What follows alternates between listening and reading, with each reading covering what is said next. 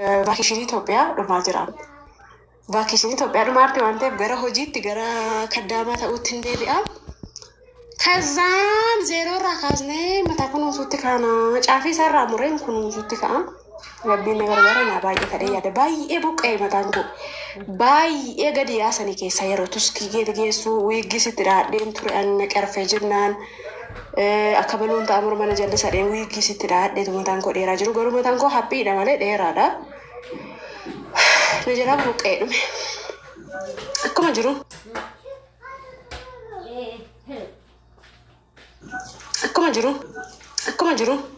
Akkuma jiru na jalaa yaa'e mataansa baay'ee yaa'e garuu nan deeffadhaadha akkuma qabu waan an kunuunsuu isaa danda'uuf na rakkisu malee baay'ee miidhame.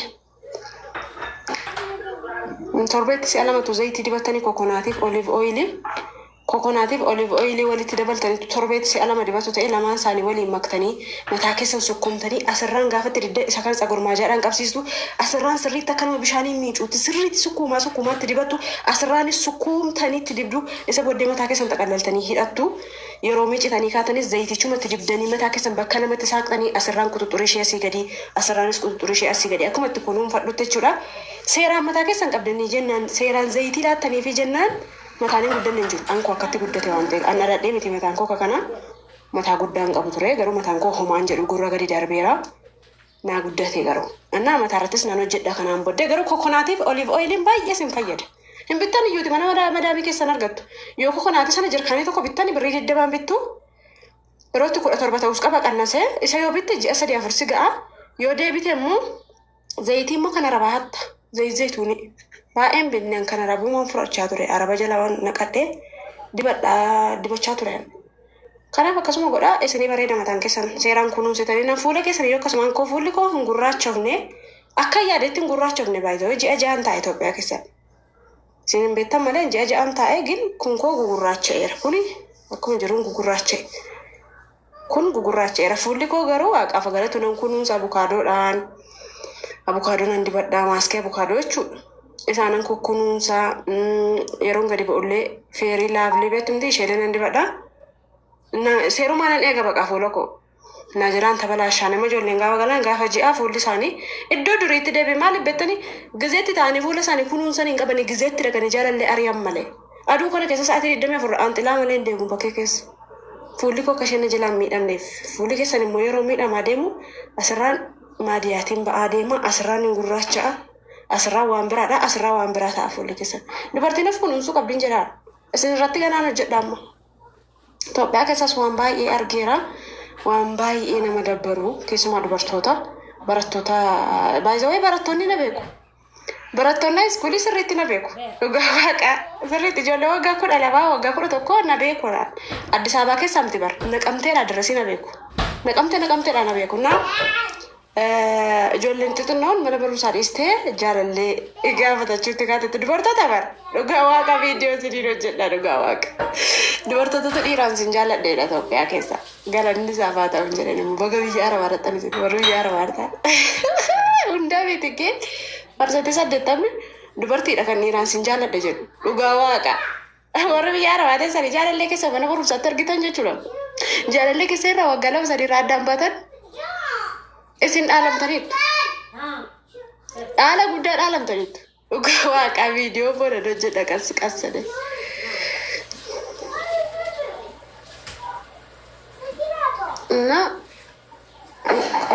Nama hidhuun qaba. Nama sammuu hiikee tokkotu jira sanidha qabe. Innaa dhugaa waaqa dubartii biyya arabaa isin ofiin boona garuu birrii keessantu dhume malee isin kabajaa qabdu. Warri biyya keessa ijoollee kutaa 6 kutaa 7tu dhiiraa wajjin maraata baqa jaalalaan machaanii jiru. Barumsa dhiisanii jiru. Innaa kana faan argee taansuudhaan immoo ijoollee xixinnoo na daawwatu piliis tiktook ijoollee waggaa 18 gadi adaraakee tiktookii keessan gashiin yoo isaan dhufan bilookii nuuf godhii kan jedhu dhaamsan dabarsaan ijoollee iskuulii suna beekaawu hawwii dhufe naan jedhu na arganii xixinnoodhaa bara. Ijoolleen kun mana barumsaa dhiiftee viidiyoo laalaa olti tiktookii yaabbatteedhe nagarrameera ijoollee keessan ilaalcha keessa gashaa haadholiin. Faayidaan qabu sa'aatii kanatti isaan viidiyoo laalu baratanii. Nuungaa warri biyya arabaa keessatti ituun baratin. Na akkasiin jedha Gaaffii qabdu. Gaaffii ol gashuu nama ol gashuu taaptaaf godhaa shimaala ol gashaa. Dhiiras dubartiis ol gashu taaptaaf godhaa. Maaf godhaa.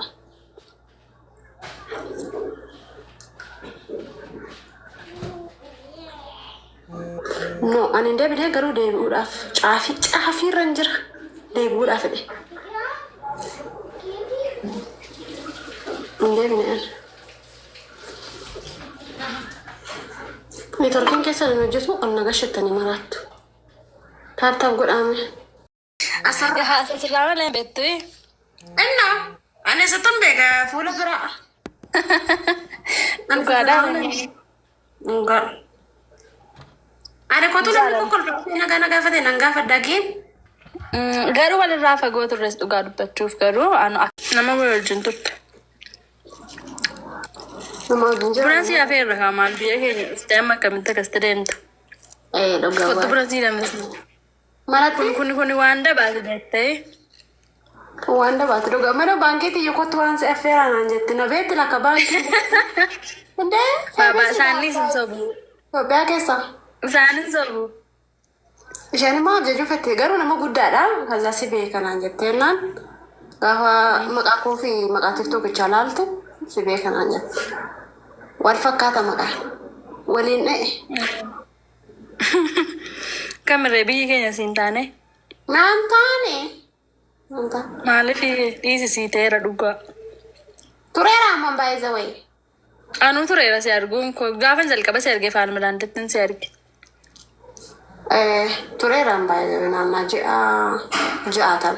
Hin deeminas mataa maal hojjetta si baaf? Isa hojjette nyaadhu maanneeti? Gwaabbaa qaba. Nagashii. Maal lolli sin gashaanii torkii keessamtu didee malee. Kotta ol seenaa. Ana fixeera lobbo deemuu bicha naaf. Akumaa. Dhugaa fixeera beezaa hunduu isaa rukutameera. Garaa ma jabaattee deemta amma yaadduu biyya kana. Maa biyya Arabaa miti Awurooppaadha. Nan dhufa deebi'e. Gara Awurooppaatti shaniin kute. Baga jijjiirte isa gaarii goote. Naadhaameera beezaa nama shaggarii hin jira. Kaleessa dhufee. Bakka. Gara booleetti tagan internaashinaal boolee keessa litti attagan. Achitti viidiyoo waraabee sinii gadhiisa. Seen nagaa. Viidiyoo achitti haftaati. Nasuma jiraan abboo kun eessa unnunnuun? Deemnee biyya Arabaa duraan? Lakki. Nagamtee edisan yeroo. Hojiin qabdane. Hojiin hin jiru kaa'amma fakkeenya barattaniiyyuu. Hojii barumsatti hin baratteen hojiin argattu. Firoo. Obboleessoo. Hin callistan. Wayya akkam. Nan agarre obboleessoo. Si arge bakki haasaara jirtu hin simmini mane.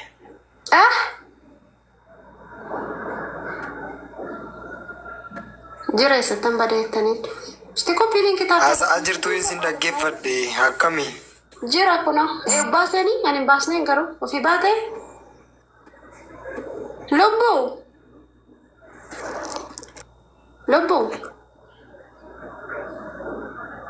Obsee. Hawwee nagaa sifata. Wayya lubbuu. Lubbuu nagatte maal taate? Maal taane ba'u? Akkam jirtu mee nagaa keeti? Jira niitorkiin nama baasaa jira moo anatu baasaa jira anotti hin buune? Niitorkii kee jeeqa. Isti qoo sirraan cheekii godha. Niitorkiin ati fakkaata baay'ee wayii jeeqaa jira niitorkiin kee xiqqoo ishee. Isti taaf godha. Dabarsee si gogsaara. Hawwiyyee ma jirta garuu lubbuudhaan irraa waaqaa hin baddeemu. Kana sirraan hojjetaa Wal hawwi biyya galtee? Amma hojjechaa jira.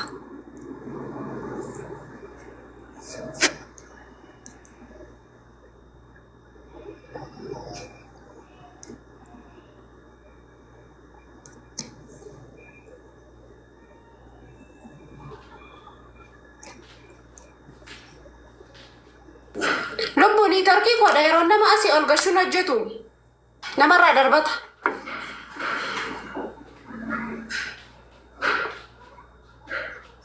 Ammas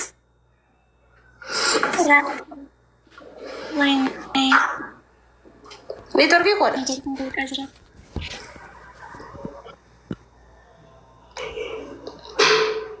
Kee qofaa yoo miti baay'ee